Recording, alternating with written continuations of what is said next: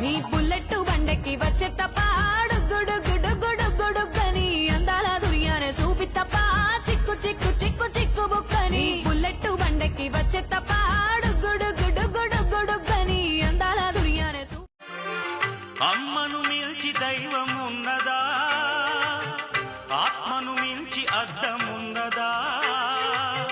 అమ్మను మిల్చి దైవం ఉన్నదా, ఆత్మను మిల్చి అర్థం.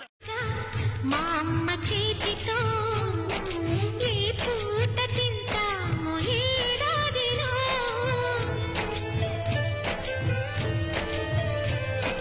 చక్కగా మా నాన్న పక్క మా అమ్మ చేతి